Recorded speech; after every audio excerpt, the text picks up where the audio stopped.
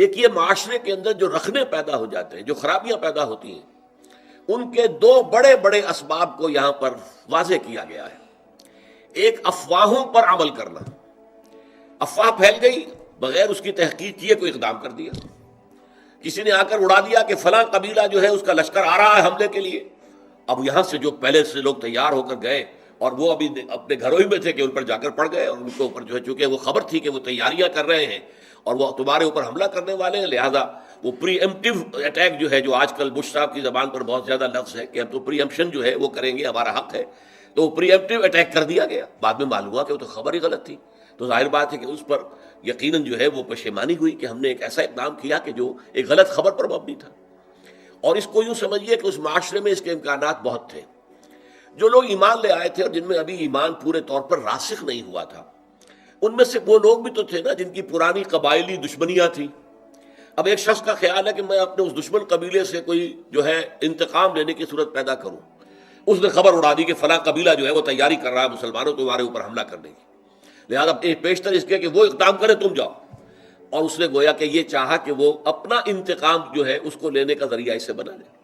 کیونکہ ایسے لوگ ہو سکتے تھے ابھی جن میں ایمان راسخ نہیں ہوا تھا پوری طرح، جیسے کہ اسی سورہ مبارکہ میں آئے گا کہ قالت الاعراب آمنا قل لم تؤمنوا ولکن قولوا اسلمنا ولما يدخل الايمان في قلوبكم۔ یہ بدو کہہ رہے ہیں کہ ہم ایمان لے آئے، نبی ان سے کہیے کہ تم ایمان ہرگز نہیں لائے ہو، ہاں یوں کہہ سکتے ہو مسلمان ہو گئے، ہم نے اطاعت قبول کر لیے، اور ابھی تک ایمان تمہارے دلوں میں داخل نہیں ہوا ہے۔ تو جب تک دل میں داخل نہ ہو تو انسان کے اعمال پر اس کا اثر نہیں ہوتا۔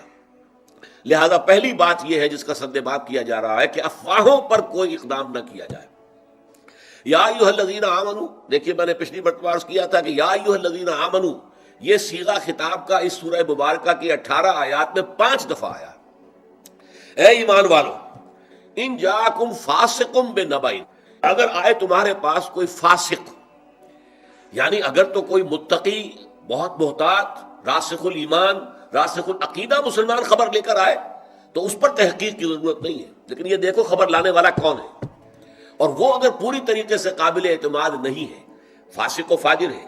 پوری طرح ابھی ایمان اس کے دل میں داخل نہیں ہوا ہے جو اس کے اعمال سے ظاہر ہو جاتا ہے۔ ان جاءکم فاسق بنبأ،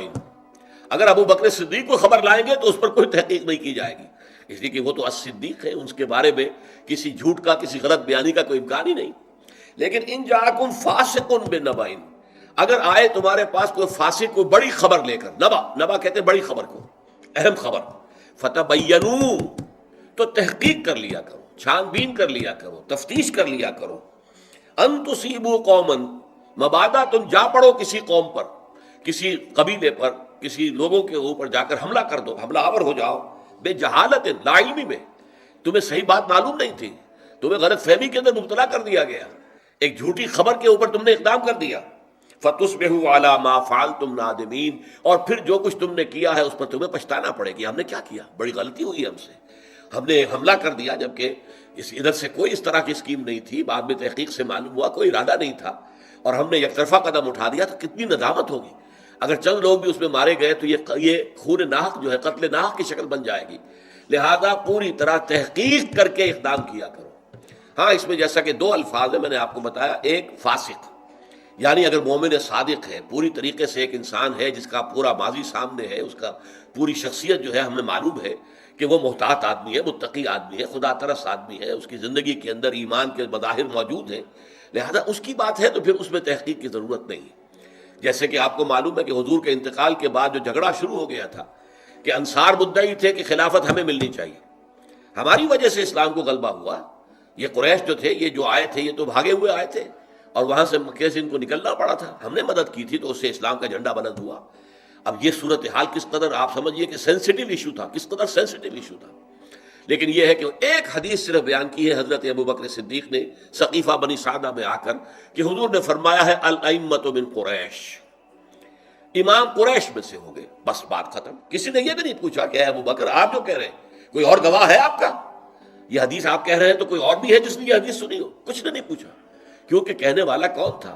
ابو بکر صدیق تھا رضی اللہ تعالی عنہ، جس کی شخصیت ہر شک و شبہ سے بارتر تھی۔ تو اگر تو معاملہ ایسا ہے تو ٹھیک ہے، لیکن اگر یہ کہ کوئی شخص جو ہے مشتبہ قسم کا آدمی ہے، اس کی سیرت و کردار پوری طرح قابل اعتماد نہیں ہے اور وہ بہت بڑی خبر لے کر آ گیا ہے، تو اس پر اقدام نہ ہو، اور پھر اس میں بھی نبا ان کا لفظ ہے، بڑا چھوٹی موٹی کوئی بات کسی نے بیان کی ہے، چلیے کوئی بات نہیں، لیکن ایسی بڑی خبر فلاں قبیلے والے تم پر حملے کی تیاریاں کر رہے ہیں، تو اس میں تحقیق کے بغیر کوئی اقدام کرنا درست نہیں ہے۔ اس میں یہاں تک فرمایا، حضور کی ایک حدیث بڑی پیاری ہے، کفا بالمرء کذبا ان یحدث بکل ما سمع، کسی شخص کے جھوٹے ہونے کے لیے یہ کافی ہے کہ جو بات سنے وہ بیان کر دے۔ کان میں ایک بات آئی اور زبان سے آگے نکل گئی، یہ غلط ہے، یہ بھی ایک جھوٹ کی علامت ہے۔ جو بات سنی ہے پہلے تحقیق کرو، دماغ میں لے کر جاؤ اسے، اور تحقیق کرو، تفتیش کرو، تبیین کرو۔ اگر وہ بات صحیح ہو تو تمہاری زبان سے نکلنی چاہیے، ورنہ اگر وہ بات جھوٹی تھی تو اس جھوٹ کے پھیلانے میں تم بھی شریک ہو گئے۔ جھوٹ جو ہے وہ مزید آگے جا رہا ہے تمہارے ذریعے سے، لہذا یہ بھی ایک قسم کا جھوٹ ہے، حالانکہ آپ نے جھوٹ بولنے کا ارادہ نہیں کیا ہے، آپ کی نیت جھوٹ بولنے کی نہیں ہے۔ بھئی میں نے یہ سنا ہے، بھئی یہ سنا ہے، اور اسی بنیاد کے اوپر آگے آپ بیان کر رہے ہیں، تو اس سے تو ظاہر بات ہے کہ اگر وہ جھوٹی ہے خبر تو گویا آپ ذریعہ بن رہے ہیں اس کے آگے پھیلانے کا۔ لہذا اس کے اوپر یہاں تک اس کو یعنی روکنے کے لیے انداز یہ اختیار کیا گیا کہ یہ بھی جھوٹ ہے۔ کفا بالمرء کذبا، کسی شخص کے جھوٹے ہونے کے لیے یہ بات کفایت کرتی ہے، ان یحدث بکل ما سمع، کہ وہ بیان کر دے ہر وہ شے جو اس نے سنی ہو، یعنی اس میں تحقیق اور تفتیش سے کام نہ لے۔